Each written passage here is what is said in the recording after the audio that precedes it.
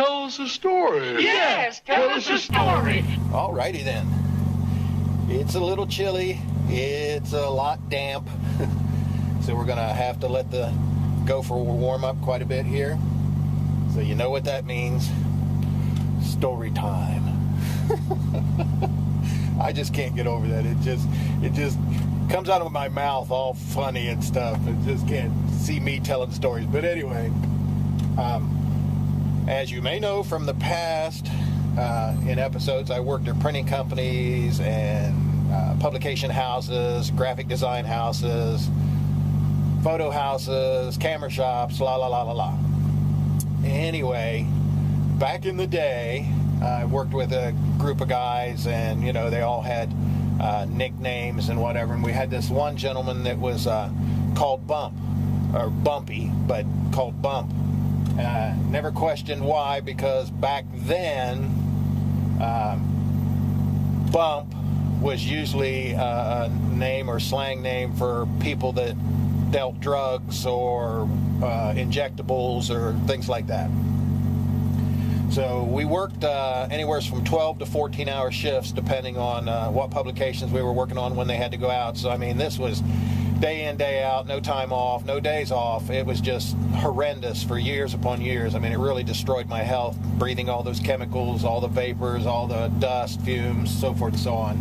And before that, I worked at auto body shops, paint shops, so I'm sure that all that chemical inhalation and everything has something to do definitely with my neurological problems and the shakiness and brain or hand tremors and brain seizures and everything else.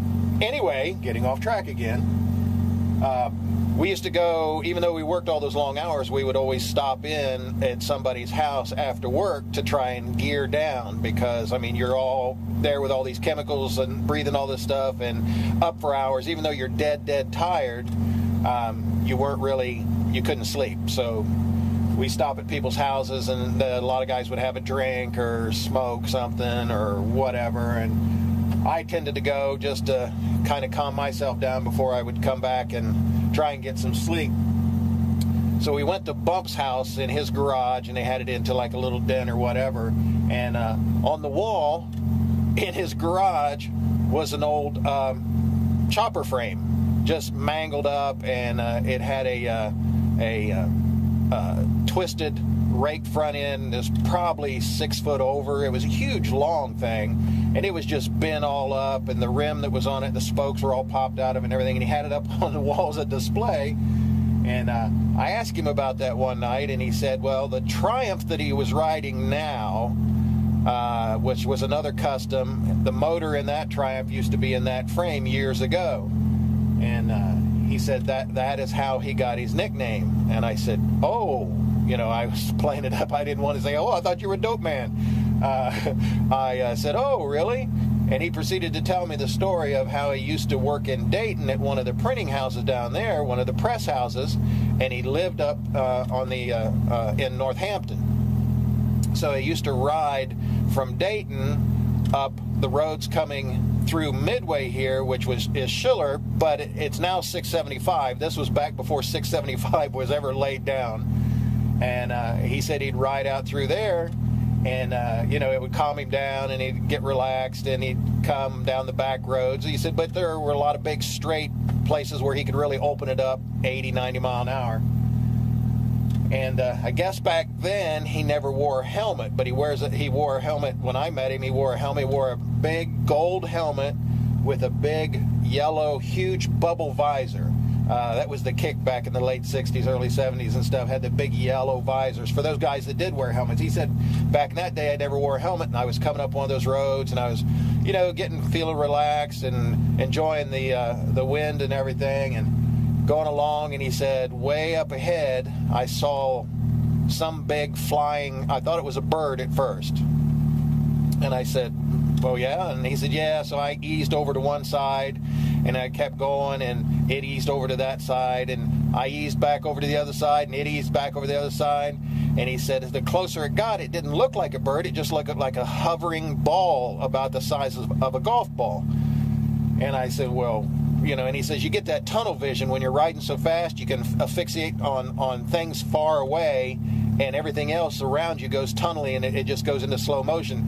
He says, so I leaned a little more, and then it dropped down out of sight, down close to the road. So I thought it was just something floating, and it fell onto the road.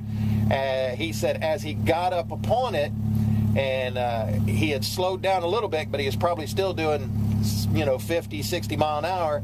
It came up off the road, caught the vortex of wind coming over his chopper, and he only used to wear a bandana and a pair of sunglasses. It hit him directly between the bandana and the pair of sunglasses. He said it was like a cold explosion in my brain. I don't remember much other than floating, the pain, and then I kind of came to, and I knew I was all wet. I thought, the first thing he said that he thought of, he was bleeding to death or whatever like that. What he was doing there off of Schiller, that used to be all swamp. It used to be about 2 foot lower. The road used to be about 2 foot lower before they raised it. And it was swamp on both sides, real mucky, moory swamp.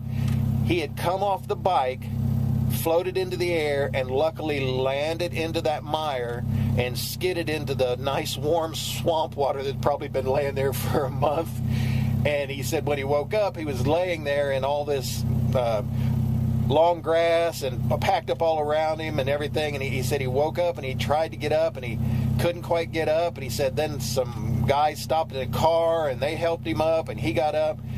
And they were hunting for his bike, and I guess his bike went on down the road probably a quarter of a mile, and he said it went off into the ditch and just destroyed itself into the weeds and bushes and trees.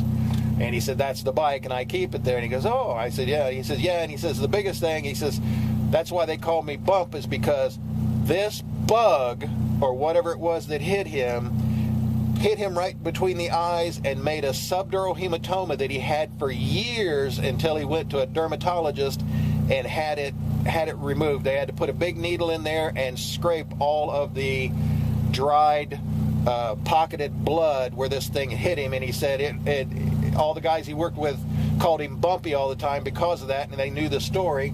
He said, but it was better to call him Bumpy than what they started calling him was Bugsy. He said he really hated that. He didn't mind Bump, but he hated Bugsy. So, I mean, nowadays, and then he said that's why these days, which was way back then, that's why I wear this big helmet with this huge shield, because I'm not going through that again. He said not only did it hurt and scarred me, he said it ruined a perfectly good Triumph chopper. And I said, I understand. So that's the story for today. Let's ride.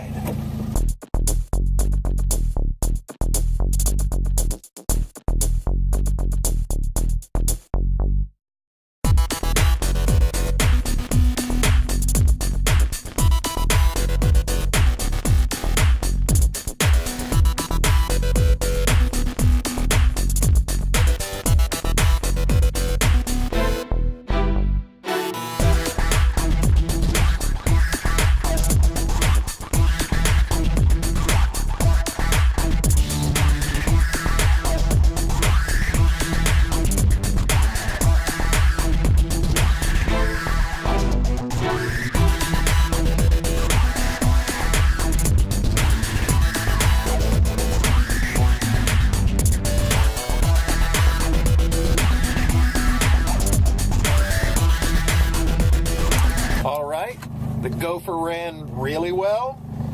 I still can't understand why on some days it runs bad, but hey, I'm happy she got us here and let us ride. Hope you enjoyed story time. It's just really odd for me to do the talking like that, so we're going to get to work. See ya! Story time is over! Damn, that was annoying.